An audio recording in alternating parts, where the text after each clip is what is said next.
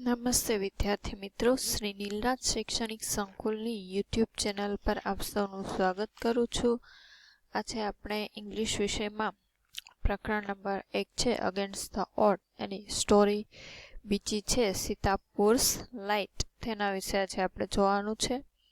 સીતાપુર્સ light એમાં in rural Uttar Pradesh એટલે શું કીધું? In rural Uttar Pradesh. Rural એટલે શું થાય કે ગ્રામ્ય. આપણે લખેલું હોય ને કે આમ રોડ ઉપર જતા હોય કે રૂરલ એરિયા અહેડ, કે આગળ ગ્રામ્ય વિસ્તાર છે એમ. તો કે ઇન રૂરલ ઉત્તર પ્રદેશ એટલે કે ઉત્તર પ્રદેશના ગ્રામીણ વિસ્તારમાં ઓવર 60% એટલે કે 60% ઉપર of household are without power, કે યુપીના 60 ગ્રામીણ વિસ્તારમાં 60% જે ઘરો છે એ તો કે લાઇટ વગરના, વીજળી વગરના છે, કે 60% ઘરોમાં વીજળી નથી. Sitapur district is one such place with no power, કે સીતાપુર જિલ્લો આવી જ એક વીજળી વગરની જગ્યા છે તે સીતાપુર જિલ્લો છે. તો કે સ્મોલ એટલે કે નાનકડું, સોશિયલ એન્ટરપ્રાઇઝ એટલે કે નાની સામાજિક સંસ્થા, કોલ્ડ એટલે જેને કહે છે મેરા ગાંવ પાવર, જેને શોર્ટમાં MGP, કે મેરા ગાંવ પાવર ઇઝ એટલે કે તે ટ્રાઇંગ એટલે પ્રયત્ન કરી રહી છે, ટુ ચેન્જ થિંગ્સ કે બધી વસ્તુઓ બદલવાની. કે મેરા ગાંવ પાવર નામની એક નાનકડી સામાજિક સંસ્થા છે તે તો કે આ પરિસ્થિતિ બદલવાનો પ્રયત્ન કરી રહી છે. They are putting 2 solar panels at a time. They are putting એટલે કે મૂકી છે, 2 solar panel એટલે કે 2 સોલાર પેનલ, કે એકી વખતે 2 સોલાર પેનલ તેઓ મૂકી રહ્યા છે. In just over a year આશરે એક વર્ષમાં MGP has connected more than 3050 customers to solar power mini grids at a village level. કે MGP હેઝ કનેક્ટેડ એટલે કે શું? તો કે જોડ્યા છે મોર ધેન 3500 કસ્ટમર એટલે 3500 ગ્રાહકો, ટુ સોલાર પાવર એટલે કે સોલાર પાવરની સાથે, mini grid at village level કે ગ્રામ્ય વિસ્તારમાં, અને 3500થી વધારે ગ્રાહકોને સોલાર પાવર સાથે જોડ્યા છે. ક્યારે? તો કે એક જ વર્ષમાં.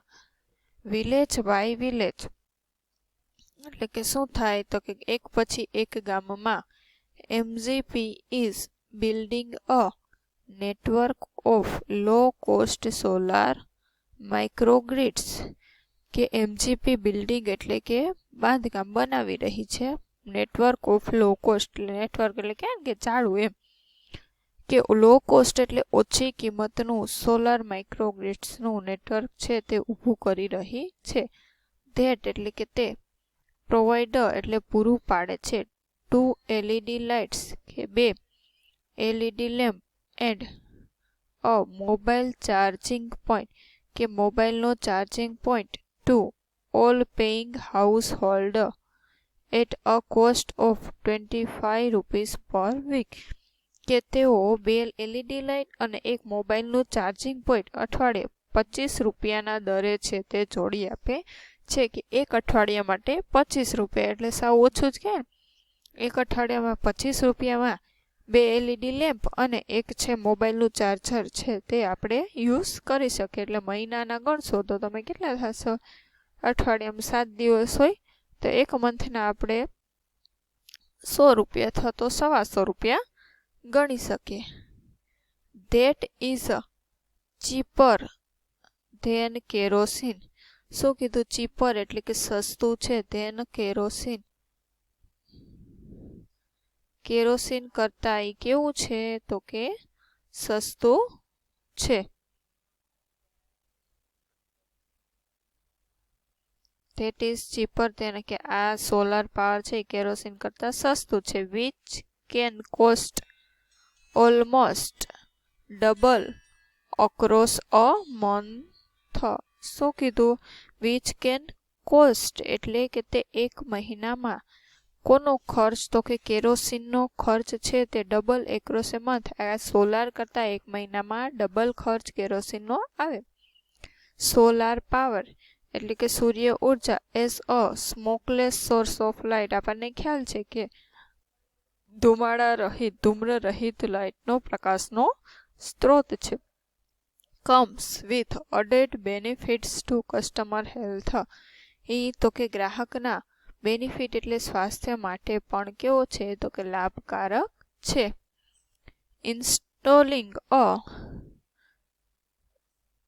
Installing a microgrid is a grand event in the village and everyone gets involved. શું કહ્યું? તો કે ઇન્સ્ટોલિંગ એટલે આપણે કહીએ ને કે ઇન્સ્ટોલ કરવું એટલે શું થાય? તો કે ઊભું કરવું. કે આ માઇક્રોગ્રીડ છે તે ગ્રાન્ડ એટલે કે ભવ્ય, ઇવેન્ટ એટલે કે પ્રસંગ છે ઇન ધ વિલેજ કે ગ્રામ્ય વિસ્તારમાં માઇક્રોગ્રીડિંગ ઊભું કરવું એક ભવ્ય વાત કહેવાય. એવરીવન ગેટ અને બધા લોકો છે આમાં ઇન્વોલ્વડ એટલે કે શું થાય? તો કે જોડાય છે. In the village of Damdampurwa કે દમદમપુરાવા નામના ગામમાં the team maps the village house by house beneath the scorching midday sun. એટલે શું? તો કે દમદમપુરાવા નામના એક ગામમાં મિડડે સન સ્કોર્ચિંગ એટલે કે બળબડતા સૂર્યના તડકામાં ધ ટીમ મેપ્સ કે એક ટીમે ઘરે ઘરે જઈને ફરીને આખા ગામનો એક નકશો છે તે તૈયાર કરે છે. Working out wear two place each wire so as to connect customer to the power source. કે વર્કિંગ આઉટ કામ કરી રહ્યા છે જેથી તેઓ નક્કી કરી શકે કે દરેક સ્થળને કે wire so connect customer to the power source કે દરેક કસ્ટમરને કે વાયરથી કનેક્ટ કરીને ઘરે ઘરે કઈ રીતે પાવર છે તે આપણે પહોંચાડી શકીએ. પાવરના સ્ત્રોત સાથે દરેક ઘરને કઈ રીતે જોડી શકે તે માટે ફરીને આખા ગામનો નકશો તૈયાર કર્યો. કે સમ હાઉસ એટલે કે અમુક હાઉસ હોલ્ડર ઘરના લોકો છે join in while others look on. કે અમુક લોકો છે આ કામમાં જોડાઈ જાય છે. ઘર લોકો અમુક છે એ ઊભા આદેશ આપે છે. કોલિંગ આઉટ ઓર્ડર્સ ઓર અમુક ઊભા રહીને જોવે છે અને અમુક ઓર્ડર આપે છે ઓર જોવે છે. ધ ક્યુરિયસલી પ્રોસીડિંગ વીડીડ એટલે કે અમુક છે એ કુતૂહલપૂર્વક વીડીડ એટલે કે કુતૂહલપૂર્વક છે એ આ પ્રક્રિયાને ઊભા જોવે છે. અમુક સાથ આપે છે, અમુક આદેશ આપે ગામ લોકોને, અમુક ઊભા જોતા હોય. The roof of a sturdy brick walled home in each village is always chosen as the site for the panels and the battery. એટલે શું કીધું? રૂફ એટલે શું થાય? છત થાય ને. કે છત છે તે ચૂઝન એટલે કે પસંદ કરવામાં આવે છે. ફોર એ સ્ટર્ડી એટલે શું થાય? તો કે મજબૂત જે છત હોય તે પસંદ કરવામાં આવે છે. Brick world home brick world એટલે બ્રિક એટલે ઈંટું થાય, વર્લ્ડ એટલે કે દિવાલ. કે ઈંટુવાળી દિવાલના જે મકાન હોય એના ઘરની તો કે મજબૂત છત પસંદ, આપણે તાબાવાળા કહીએ ને એવું. Each village is always chosen as the site of panel and battery.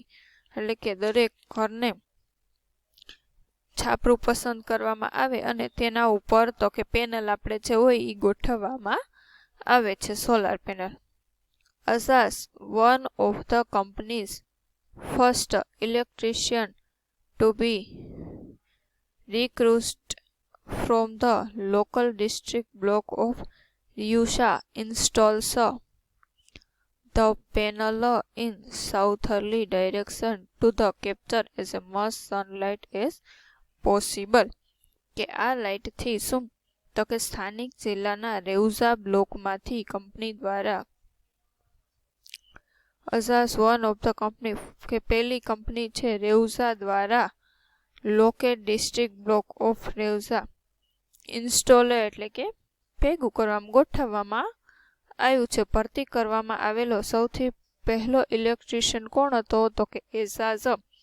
વધારેમાં વધારે સૂર્યપ્રકાશ પકડી શકાય તે રીતે સોલાર પેનલ છે તેને સાઉથર્લી એટલે દક્ષિણ દિશામાં રાખે છે. એઝ પોસિબલ એઝ એટલે વધારે પ્રકારે સૂર્યપ્રકાશ પકડી શકાય. કે પહેલી ભરતી કોની કરી હતી અઝાઝની, એ છે એ કઈ રીતે સોલાર પેનલને ગોઠવે તો કે સાઉથ એટલે દક્ષિણ દિશામાં, કે જેથી તો કે વધારેમાં વધારે સૂર્યપ્રકાશને કેપ્ચર કરી શકાય એટલે કે પકડી શકાય.